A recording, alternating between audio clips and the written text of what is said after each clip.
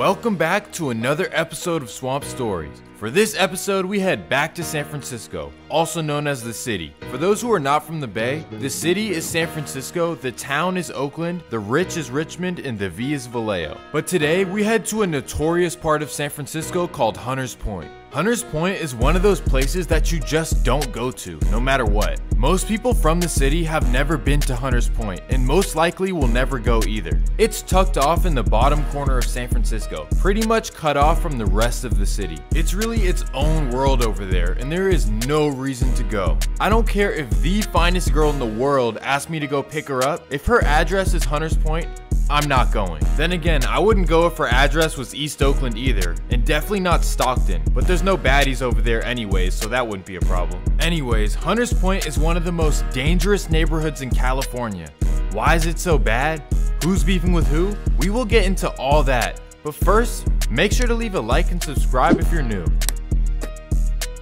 Let's start off with the origins. Hunters Point was originally formed because of the shipyards in the 1940s. That's when thousands of African Americans moved from Louisiana and Mississippi to come work. So many people came and housing was short, so the city decided to build temporary housing for the workers. And they built a whole lot of it. The hill of Hunters Point was completely filled with housing by the 1950s. But then when the shipyards closed down, the residents were left unemployed. And that's when the city decided to turn it all into public housing. Residents were to pay 30% of their income in rent. Over the years, the neighborhood became the poorest in San Francisco, and today, the median income is $25,000 a year. That's in a city where the poverty line is $140,000 a year.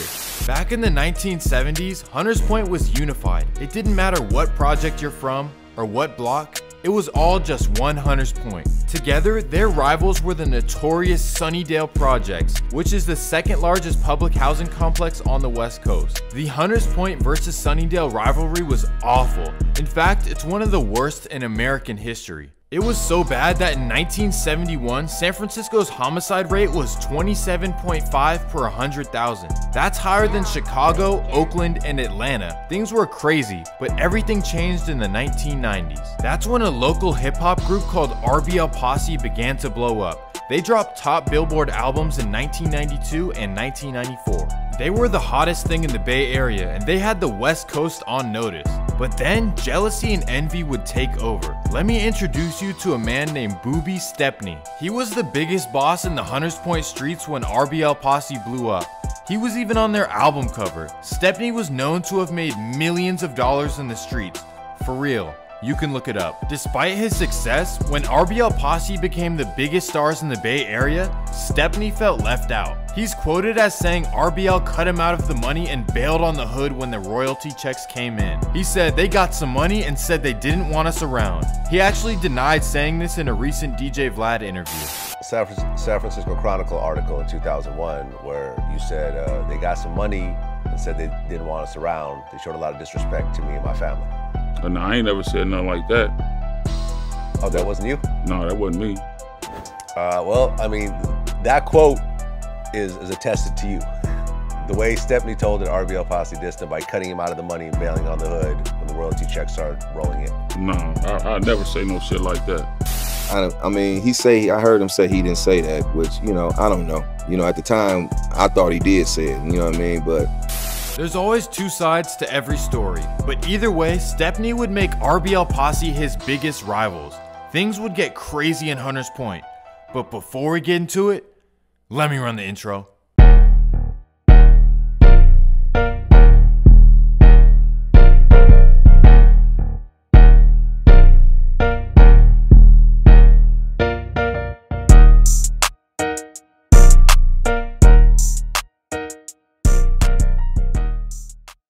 New Year's Day 1996. RBL Posse is barbecuing in Hunters Point with their family and friends to celebrate the new year, but also to celebrate the new record deal that was just offered to them.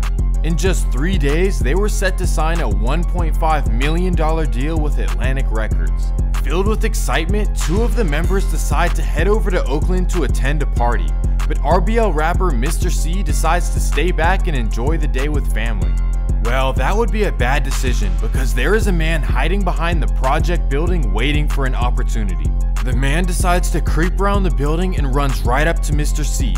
He gets up real close, looks him in his eyes, and bam!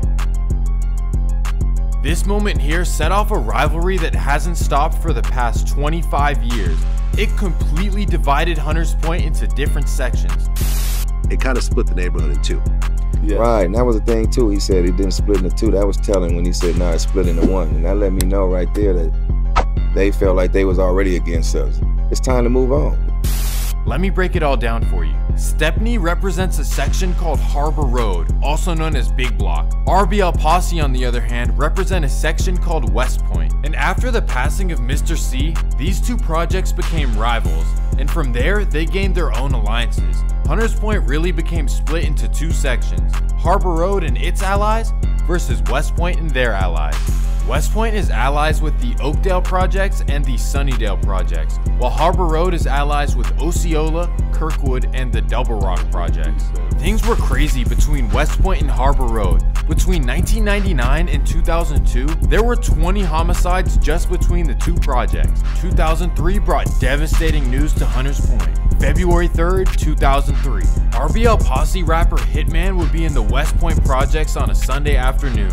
That's when a car would pull up and bam! This loss would mean that two of the three RBL Posse rappers were gone, and at this point, Hunters Point had become an extremely dangerous place. The neighborhood bred some real savages, but none more than a man named David Hill. April 10th, 2004, 1 a.m. David Hill is walking up Newhall Street in Hunters Point. That's when a police car rolls up behind him.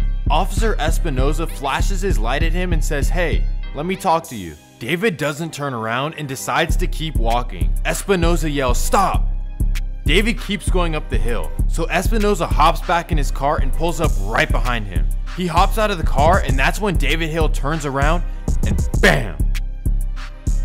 David Hill walks all the way across Hunters Point and leaves his belongings behind the Oakdale projects. Mind you, this is a long walk, all the way across the hill.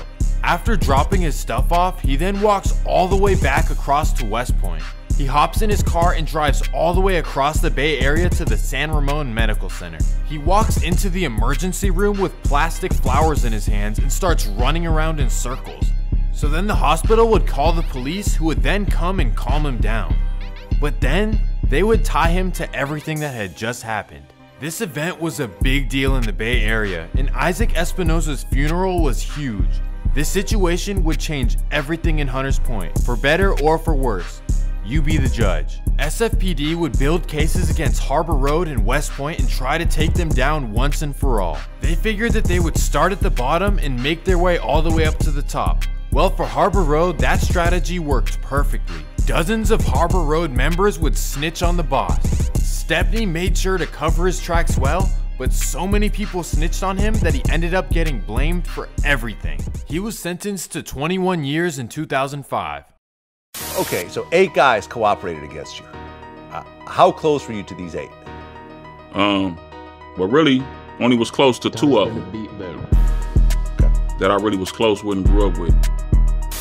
Who kind of got what he deserved, kind of bringing in, like he was saying, like we started bouncing around and dealing with other dudes, and it's like them dudes recruited so many dudes around there from Bishop to Kirkwood, and that was one of the things that kind of fractured them too, bringing a lot of outside dudes in who didn't care about pointing that ET finger at them, you know what I mean? It was like, okay.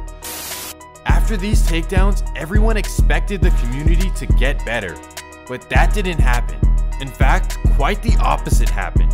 The younger generation no longer had any sort of guidance, and they jumped off the porch really young. Don't believe me? Well, sadly, you'll have to believe me after hearing these stories. April 8th, 2005. It's Friday morning at Mission High School, and there's a new student, a 15-year-old freshman who had just transferred. Well, his name is Javon King, and he's walking down the hallway when a group of freshmen from Osceola confront him. They tell him that he better not go home tonight. Well, Javon is young and he doesn't think much of it, so the school day ends and he takes the Muni bus straight home. The Osceola teens knew exactly which bus stop he would get off at, so that's where they would wait for him. The bus approaches the stop and all the kids on the bus tell the driver to keep going. They beg him not to stop. The driver decides to stop anyways because he's doing his job, I guess. Well, Javon gets up and walks off the bus. As soon as he touches the concrete, bam! These kinds of events became way too common in Hunters Point. There are hundreds of stories I can tell, but I can't keep you here all day. Well, maybe I can. The story of Antoinisha Morgan. This here is no laughing matter. Antoinisha Morgan is a 17-year-old senior at South San Francisco High School. She is an honor roll student awaiting college acceptances. She just happens to live in Hunters Point. Well, she decides to attend a talent show at Potrero Hill Rec Center with her friends. Her friends happen to be a group of guys from Hunters Point. At the talent show, her friends get into an argument with a group of teens from the Potrero Hill projects. The Potrero Hill teens felt disrespected, so for the next week, they would drive around Hunters Point looking for them. A week goes by and they are yet to find them. March 16th, 2007, Antoinisha Morgan would be sitting outside the Bayview Hunters Point Rec Center waiting for her mom to pick her up. Well, the Potrero Hill teens just happened to drive by at that exact time. They would stop once they noticed her, roll down the window and yell, "You see how we do?" And before she can even say anything, bam! This is the sad reality of living in Hunters Point. Anything goes. There are no rules. It doesn't matter who you are. I don't know who over there is condoning these kinds of things, but it's ridiculous and sad. Before I get into the new Hunters Point, let me tell you one last story that might blow your mind. Or maybe it won't. But this story here caught me off guard for sure. August 23rd, 2008. A group of men from the Oakdale projects decide to hit the Nasser Market in Bernal Heights. Barefaced, they walk in the store and take everything. Well, one of the men named Larry Blay would get arrested for it. The store owner, Tong Van Lee, is set to testify which men he recognized during the upcoming trial.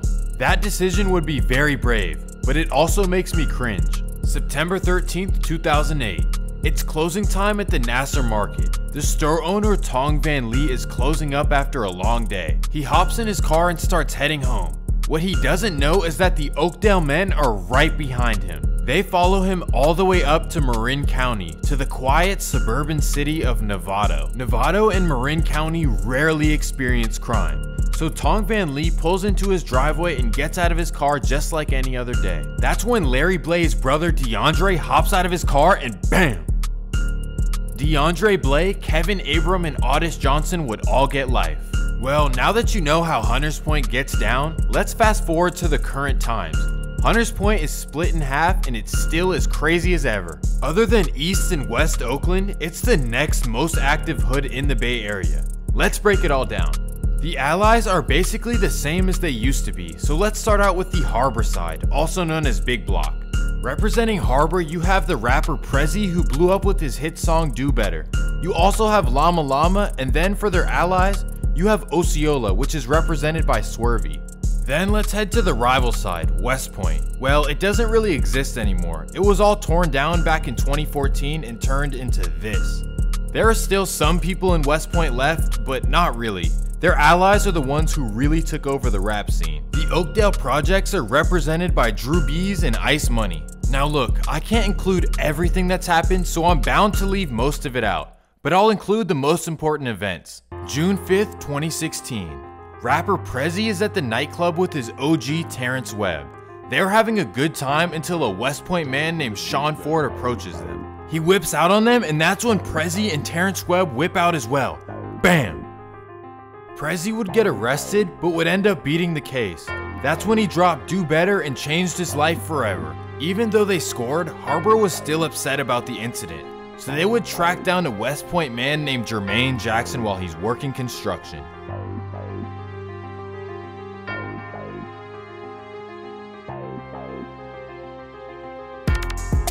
July 28th, 2018. Michael Higginbotham's brother Matthew would be hanging out in Hunters Point. That's when a car pulls up and bam! For years, Harbor was the one handing out smoke. They took 10 times more than they lost.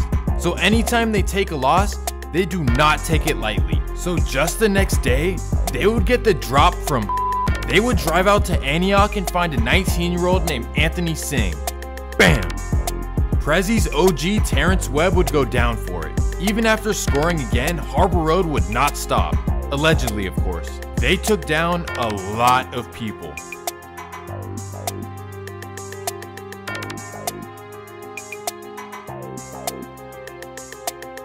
October 15th, 2018. West Point rapper Looney the Bully is waiting in line at Frisco Fried in Hunters Point. That's when a man spots him, runs into the restaurant, and bam! Now that's the Harbor and West Point situation. Let's now cover the Harbor and Oakdale rivalry. Oakdale rappers Ice and Drew Brees have dissed Harbor for years. Well, Oakdale and Sunnydale clicked up together against Harbor.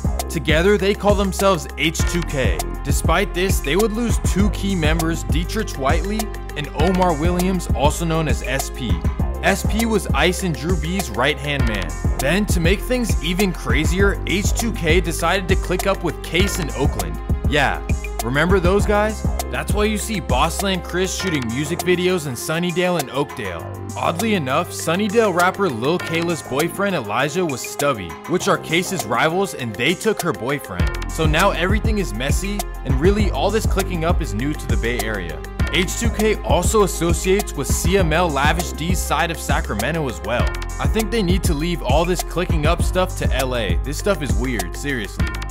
Anyways, this story is crazy and there is so much more to it. I hope everything can settle down in the future because it's really out of hand. I hope you guys enjoyed the story. Make sure to leave a like and subscribe. Also, let me know in the comments what you want to see next. Peace!